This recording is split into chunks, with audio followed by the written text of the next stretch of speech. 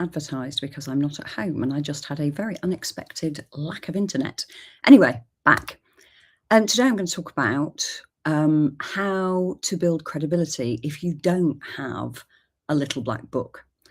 So let me recap what I mean by a little black book and why people who have one are in a different position from those of us that don't. You may, if you know anything about my work, you may have seen my analogy about weighing scales. But for those who haven't, let me briefly recap. In order to have a successful business, any business, but obviously we're talking about coaching businesses, but for any business, the business owner needs to have two skill sets in equal measure. Now, one of those is the product or service that you sell. And obviously, if you're going to run a successful professional business, it needs to be at the top of its game. Now, these are the delivery skills. So for us, those are our coaching skills. And they may include other skills, practitioner certificates, NLP, Gestalt, transactional analysis, anything that you kind of whip out of your toolbox to use when you're sitting in front of a client, they go on the delivery side of your business. On the other side of your business weighing scales are skills that are of equal importance. And these are the skills you need to create the opportunities to find the clients to deliver to. And these are client acquisition skills, and these are predominantly marketing and sales.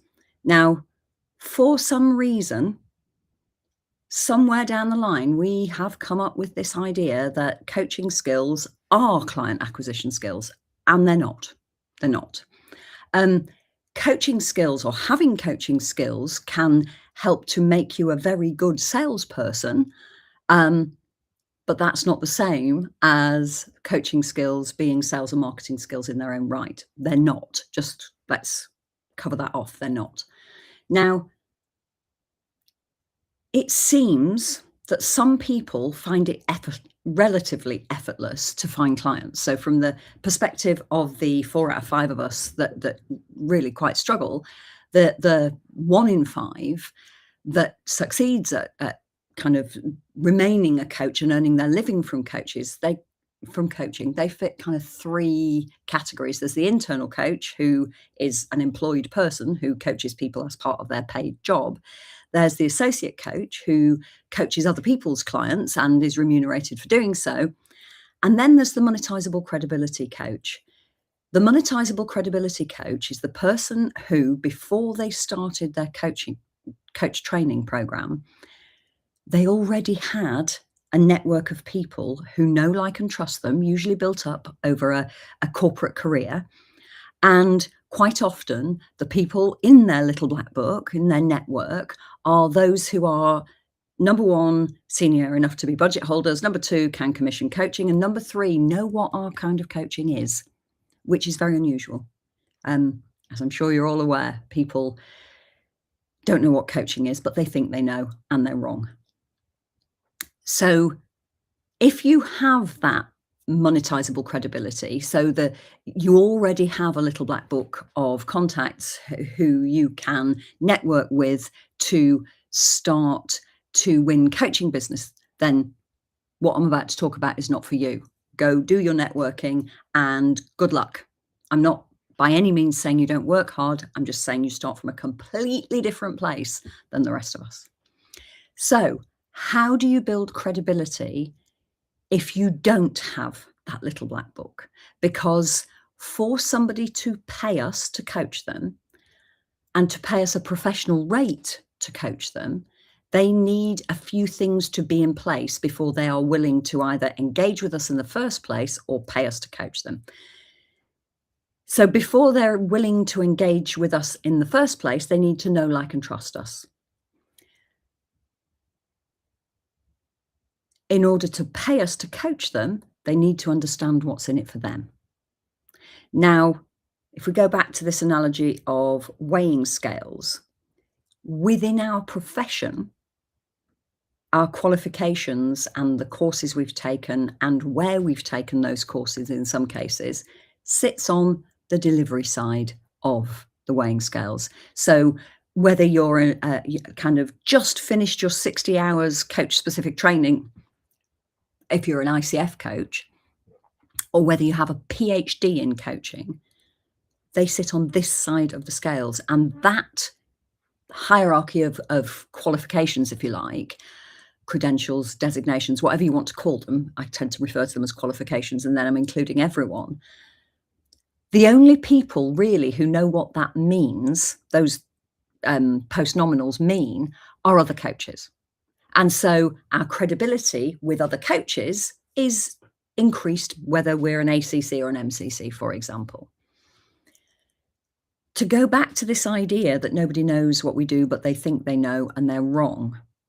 The reason that that's a real problem for us and not just an inconvenience is that if you think of any other provider of professional services, doctor, lawyer, accountant, therapist, psychotherapist, I could go on, any provider of professional services, people know what they do. And what that means is they know when they need the services of them. They know if what they need is a lawyer. They know if what they need is a physiotherapist. They know if what they need is an architect. There's no confusion. Now, with coaches, with our kind of coaching, very few people would recognize that the problem that they're grappling with is one that coaching could help them resolve, because they think they know what coaching is. And the kinds of problems that coaching can help resolve tend to have an element of shame around them, even when there is no logical reason why they should. The kinds of problems that we can really help with tend to be internalized problems. And because of that, our competitors aren't other coaches. Our competitors are self-help books, podcasts, YouTube channels. They're places that people who have what they perceive as a personal failing go to try and find answers. So keep telling somebody you're a coach and keep telling them that you can help with, bring clarity and confidence. That's not what they perceive their problem to be. Now, if you have monetizable credibility, you already have credibility with your audience. You don't need to build that credibility because you've already done that work across your corporate career, organizational career. You may have been public sector, or you may have worked in the third sector, but you've built up your reputation over your career. Now, for those of us that haven't done that for one reason and another, we still need to build our credibility on this side with our clients. And the way that we do that is by getting very focused with our marketing. The marketing side of the business is where we build know, like, and trust. Now, I know that you're possibly going to be disagreeing with me on that. I can feel the resistance for people watching it. If you do disagree, put something in the comments. I'm happy to explain more about what I mean if what I'm going to say isn't enough. Now, know, like, and trust is built by knowing exactly who you're talking to, knowing exactly what it is that they're struggling with, knowing how that's showing up for them in life, knowing the cost of it to them. Now, that doesn't necessarily mean financial cost. It might be reputational cost. It might be a relationship that they're at risk of losing. It might be their health. But you need to know the problem that they've got, who they are, the problem that they've got, how it's impacting their lives, what they've tried to overcome it, and where it is they want to be instead of where they are now. Now, that last part is really important. Where do they want to be instead of where they are now? And because that's the outcome that they want. And people buy outcomes. And however vociferously we might defend the fact that, oh no, that's not how coaching works, because it depends on, for your marketing, it doesn't depend. For your marketing, what it depends on is you having that knowledge and information, and you being very clear about the who, the person you work with, the what they're struggling with, and the impact that that problem is having. And then your marketing speaks to that kind of person with that problem. Now, what happens is that they go through a kind of a pipeline, if you like. There's a marketing acronym, AIDA, AIDI. No, AIDA. And what that stands for is awareness, interest, desire, action. And somebody needs to go through all three of those, the first three, to get to the last one. The last one, the action would be to book a call with us, send us a message and say they'd like to speak to us.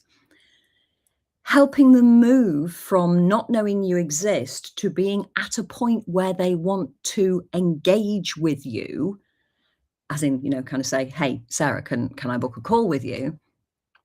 That's marketing. Now, in a sentence, what marketing is, what good marketing is being able to articulate the value of coaching in a way that non-coaches can assimilate. So let's go back to this know, like, and trust, because that's the part that builds the credibility. The trust comes from the fact that from the person reading your marketing or listening to your marketing, they're thinking, this person's talking about me. How do they know? How have they got such insight into this thing that I'm struggling with? Now, our coaches, Coaching Revolution coaches, get messages, they get DMs on LinkedIn saying, oh, I read this and it's uncanny, you're talking about me. That's great. That means that they are reaching the people who will benefit most from working with them. Now, the know and like part is about sharing a carefully curated glimpse of who you are as a human being, because that matters. Now, I know corporate coaches, when I say corporate coaches who want to coach within organizations tend to dismiss that and say, oh, it's silly, nobody cares, nobody's interested in my, my personal life. And that's not true. People buy people. And sharing carefully curated glimpses into your life, into who you are as a person, is an important part of marketing. Now, that does not mean sharing your story to build rapport, because what that tends to lead to is extremely uncomfortable and massively unprofessional oversharing. I call it bleeding all over LinkedIn. And I see it fairly regularly. I see coaches who have often not comfortably, they've kind of gritted their teeth, held their noses and posted this terribly personal post. And it's backed up in our minds, it's backed up as, oh, this must be the right thing to do, because when we overshare wildly, other coaches jump into the comments and go, oh, you're so vulnerable, you're so brave, how brave of you to share this, thank you for sharing. And that validates this, really the opposite of good marketing. And so it continues. Now, why do I say it's oversharing and it's bleeding all over LinkedIn?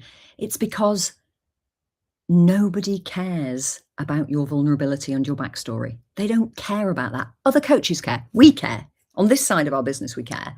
But your potential clients don't care about you being vulnerable online. And in actual fact, if you think of it from any other provider of professional services, if you saw somebody, a doctor or a therapist, wildly oversharing on LinkedIn, it wouldn't make you think, oh, I need to engage that person. You'd think, why are they sharing that on social media?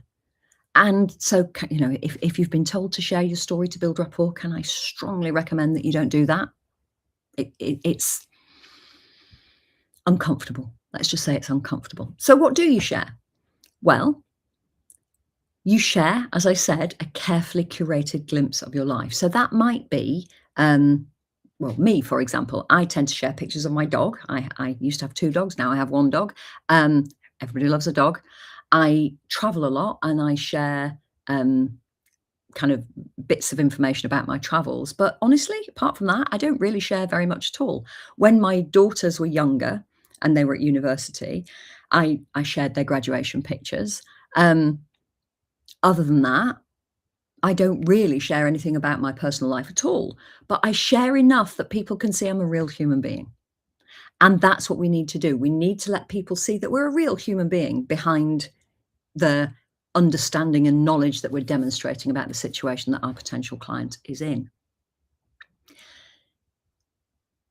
If we can do that, and it's entirely possible, but it's very counterintuitive. Good ethical marketing is counterintuitive. It's not about casting your net wide, it's about tightening your focus far, far more than you're comfortable with. If you can do that, then you can build a financially viable business. You absolutely can. Now, let me just go back to this idea of tightening your focus far more than you are comfortable with. Coaches resist tightening this focus, which, let me be really clear, is what builds the credibility. Speaking to one specific kind of person about the problem that they have is what builds businesses. The reason that we resist it as strongly as we do, as a whole profession, is that logically, we should be talking to everybody. We should be casting our nets wide, not narrow. And if we narrow our focus down to this one kind of person, what about the other 8 billion people in the world? They could all benefit from our coaching. What about all the opportunities we're potentially losing? So let's talk about those potential opportunities. If all of those potential opportunities existed, you would have them. And how's that going for you so far? Because if I had to hazard a guess, I would say that you haven't found those potential opportunities. And the reason you haven't found them is because you're not looking in the right places. Because when you narrow your focus down and when you start to be really specific about who you're talking to, all kinds of opportunities arise. Let me give you an example. Our mentor, Helen Clare, her coaching business is called Menopause in Schools. Now, she works with school leaders to help them support their perimenopausal staff, peri and menopausal staff, so that they can continue doing their jobs to the best of their ability and not end up crashing out of their career. Now, Helen markets to school leaders. And somewhere in there, the Football Association got in touch with her and said, "Look, we're not a school, but you're talking about our staff. Do you work with people like us?" She said, "Why, yes, I do." And the Whitworth Gallery in Manchester got hold of her and said, because Helen's also a textile artist as well as running a coaching business. And the Whitworth Art Gallery got hold of her and said, we want to run a textile art workshop, a series of them around menopause. Would you be interested in that? And Helen, as she said at the time, I am uniquely qualified to do this. And so once you start to become visible and people understand what it is that you do, then other opportunities start to become available because you have built your credibility. So far from closing doors, which is what we worry about, being focused opens doors that we didn't even know were there. If you'd like to understand a bit more about where your focus for your business might lie, can I invite you to join my Nail Your Niche challenge? It runs from the 7th to the 10th of September this time. And it's not weighty in terms of time commitment. There's a short video each morning with a concept, and then a live Q&A at 5 p.m. UK, but everything's recorded. So even if you can't make any of the live stuff, you can still watch the recording and you can still have the opportunity to get all of your questions answered.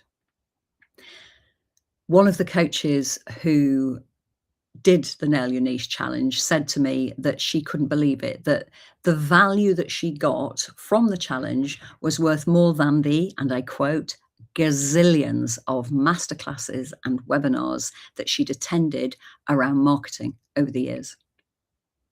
If you'd like a piece of that for free, I'll drop a link around this video somewhere. See you on Monday.